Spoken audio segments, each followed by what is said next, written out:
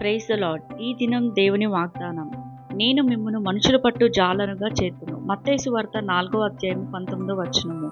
నా ప్రియ నేస్తమా, ఈ భూమిపైన చేయగలిగిన అత్యంత ఘనకార్యం ఏమనగా సువార్తను వల్ల చేసే మనుషులను పాపం నుండి మళ్లించి క్రీస్తు చెంతకు శాశ్వత రక్షణకు తీసుకొని రావడమే. ఇది నీ యొక్క స్వభావంలో నుంచి రాదు, నీ యొక్క స్వశక్తి బట్టిని రాదు.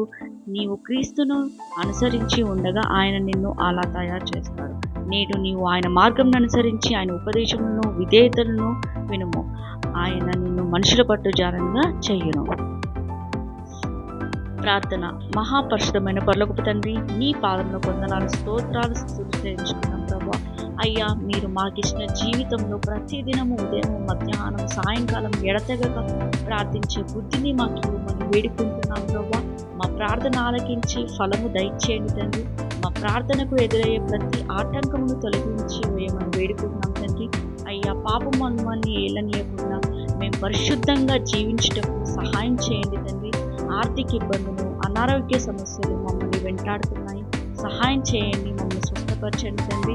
మీరు చేసిన మేలును బట్టి ప్రతి దినము మిమ్మల్ని స్తుతిస్తూ మీ అద్భుత క్రియలను, ఆశ్చర్యకారమును అనేకులకు వివరిస్తూ మా కొరకు మీరు చేసిన త్యాగమును, మీ రాకడలను జనులకు ప్రకటిస్తూ మీకు ప్రియమైన శిష్యురాలిగా జీవించే ధన్యత మాకు ఇవ్వమని వేడుకుంటూ మా ప్రార్థన ఆలకించుము.